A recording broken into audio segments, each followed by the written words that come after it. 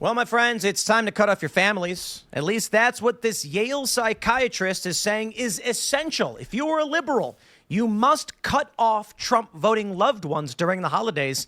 And, okay, please. I'm totally on board with this because only the most unhinged and deranged leftist would do so. And by doing so, they remove themselves from the political landscape. How many people do you know that are in your family, your friends, who are leftists, anti-Trump, whatever, who have cut you off? Comment below. Let me know, because I'm sure for many of you, probably a good amount. Well, here we are today on Tim Pool's podcast on YouTube, and as you can see, he is commenting on apparently a Yale psychiatrist who says it's essential for liberals to cut off their Trump voting loved ones during holidays. Yeah, I've seen quite a few things like this ever since Donald Trump's slam dunk over Kamala Harris a few days ago. And yeah, it's deranged. It's madness. Now, to be fair, holiday get-togethers are probably not the time to, to engage a political talk if politics is a sensitive issue in your family, like it is in mine. I've said in other videos that I'm the black sheep of my family, or let's put it, I'm the outlier of my family. My views are diametrically opposed to literally everyone else in my family. So, we've come to an arrangement. We just don't talk politics, or even if they do, they can't help it. I don't bring it up. I don't mention my views. It's not that important. I got friends I can talk to. I got you guys I can talk to here on this channel. So, alienating, pissing off my loved ones. I mean, what are you trying to do at the end of the day? So let that be my public service announcement for this video. It's just not worth it. And why would you want to do that anyway if they're your loved ones, right? Sometimes you can have spirited political conversations and everything's fine afterwards, but in a lot of families you can't. And mine's a bit like that. So anyway, I say Tim Pool is right. If that's what these people want to do, well, okay, so be it. Let them do it. But they're removing themselves, from the political landscape, but more importantly, from their family ties, which I think is tragic and sad and sick. It's sick to encourage it. In all honesty, probably a good amount. I got to say this, though. Even in my own family, we've got pro-Trump, we've got anti-Trump, and we're normal people. It's kind of crazy. I go and visit family, and the ones who are more we just light argument might pop up for them. I think we spent like maybe 10 minutes talking about it when I was visiting family. And then for the most part, we're just talking about literally the entire world and all of the things around us. But you know what? If you are nuts and you hate Trump, by all means, stop communicating. Thanksgiving is just around the corner, my friends. And so you know what we can do? We can wear MAGA hats to dinner. I got to be honest. If I showed up to family Thanksgiving wearing a MAGA hat, they just roll their eyes and nobody would say anything because we're all sane, normal people. Sorry. But we got a couple stories for you. We got a tweet from Matt Walsh, which is going viral. Fox News says Yale psychiatrist calls it essential for liberals to cut off Trump voting loved ones during the holidays. Can we play the clip? And if you then meet somebody and they voted for the people who called you trash, or if you're Puerto Rican, and someone voted that way, do you recommend, just from a psychological standpoint, being around them? We got the holidays coming up. So I love that you asked this question because, there is a push, I think just a societal norm that if somebody is your family, that they are entitled to your time.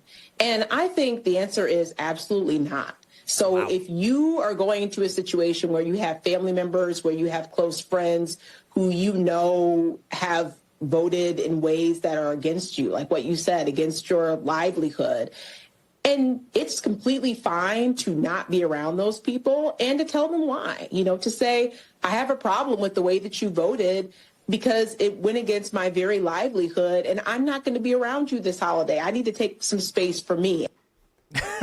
All these people are nuts. But go for it. I don't care. I mean, it's sad, really. They say Yale University chief psychiatry resident Amanda Calhoun spoke to MSNBC's Joy Reid Friday night about liberals who are devastated with Trump's reelection.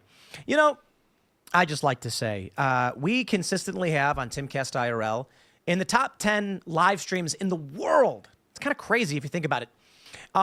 Now, for a regular show, we are getting maybe, I think we've been doing over the past week. Last week was crazy. It was the election. We had 160,000 concurrents for election night. Massive show. 2.5 million total viewers. And we averaged over 70,000 concurrent viewers. But in the winter months, we tend to do 40 to 60. It really depends. You get a big guest, you might get upwards of 65 to 68. This is a big show, a big live stream show. And my point here is I don't have this problem. I don't have this. I don't know if you guys do or what's going on. But for me, having a prominent and influential show, we don't tell people to run from their families. We don't do it. We don't do it. If you like this kind of content, please like and subscribe. Really helps me grow the channel and continue making content for you. Let's get back to the video.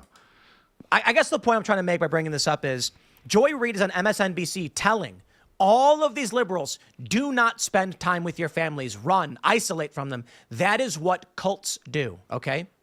That is what a cult does.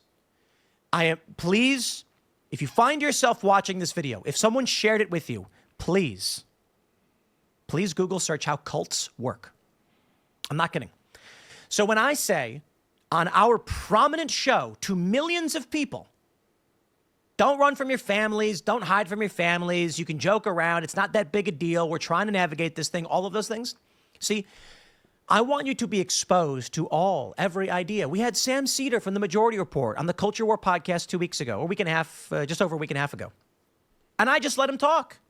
I'm not here to do this blood sports internet debate stuff.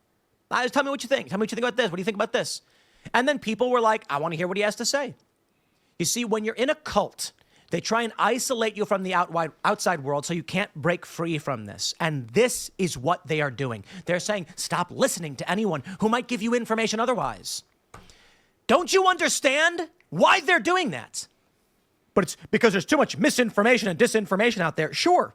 I'm telling you to be free, make up your own mind, and find your own way in this world. But if these cultists want to isolate themselves and excise whatever political influence they might have, I'm for it. Fine, whatever. So if you're going to a situation where you have family members, close friends who have voted in ways against you, geez. Those then asked how these people would be interacting with those they know, including family that voted for Trump, who she accused of being against Americans' rights. But I also wonder if also are people challenged with the idea of how do you interact with people who voted for this? If you're an LGBTQ person and you know someone in your family voted essentially against your rights, or you're a woman knowing that this man is calling people the B word and she's like, calling you trash if you're Puerto Rican. He didn't. Never happened. Tony Hinchcliffe made a joke. We thought his joke was funny. He made a lot of jokes. I know a lot of black women were incredibly triggered than that. Yeah, well, shout out to Charlemagne the God, who was shocked when he found out, I think, what was it, 1 in 3 people of color, is that what they said? That's what he said, voted for Donald Trump.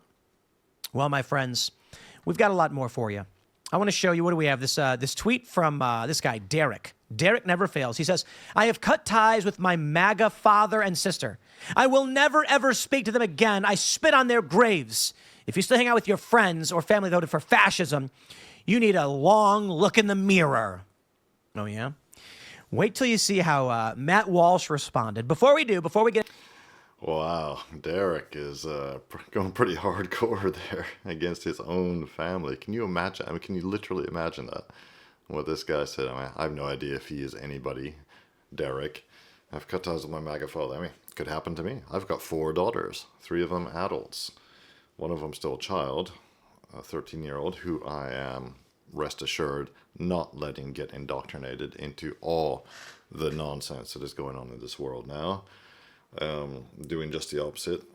Luckily, as you know, I live in a Western European country, as yet unnamed, and while all that American culture war nonsense is here, it has started here, it's not nearly as advanced as it is in the United States or in the other English-speaking countries. Fortunately, but it is coming. So you have to be, wherever you are, you have to be vigilant. You have to watch out to what's going on in school. There's little things going on in school, little things, but nothing like some of the madness we've seen in America and elsewhere. So yeah. Anyway, but like I was saying, I've got daughters. They could cut ties with me if they really took it personally, But I think they've decided, they know my views are completely different from theirs. but they are being grown up about it. Thank goodness. So important and so inspiring. My cousin voted for Trump, so I blew up his car and set his house on fire. That's what he gets for choosing hate instead of love. I just wish he was compassionate and tolerant like me. Okay. Excellent post by Matt Walsh there. Yeah, he's always there for the good take. And it's perfectly true. That's the exact sort of thing they're saying. The deranged leftists, the lunatic liberals are saying. You can see it on social media. You can see it on Reddit. They're literally saying things like that. Matt Walsh is satirizing it perfectly, but it's hardly even a parody. It's basically real. Okay, well, we don't want any violence or anything like that, but Matt Walsh is joking. And certainly he did not do these things, but these people fall for it every time. Well, Derek deleted his account. Matt Walsh is making the joke, okay? That you can't just do this to friends and family. We don't isolate from them. But let me show you this. Adrienne Curry with a rather interesting take on all of this that I think hits the nail on the head with a hammer. She says, I have watched my leftist friends and loved ones slam and insult Trump supporters for years. I have never said a word to any of them. I let them spew their hatred. Now I'm watching them proclaim they will block anyone who says they voted differently than they did. Friends of 20 years and family members, they behave like Soviets.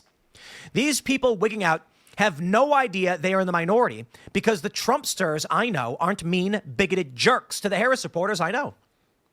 The very people who have proclaimed to be the nice ones are the most vicious, brainwashed jerks I have ever seen. And that's it right there, isn't it? I feel like that hit the nail on the head with the hammer, right? Basically, Trump supporters aren't going around screaming in the face of leftists and Democrats. They're not running around insulting them. On X, yeah, there's flame wars and there's back and forth. But in the real world, Trump supporters aren't screaming at liberals, don't come near my house. Sometimes, but the tendency is overwhelmingly that the left does this. Hence, when Donald Trump lost in 2020, and he lost the political battle, Trump supporters weren't like, cut off your liberal friends and family member. No, it was reach out to them and explain to them why they're wrong. Maybe that's why Donald Trump wins. Yeah, what can I say? I'm sorry, but liberalism really is a mental disease. That's not, I honestly don't think that's hyperbole.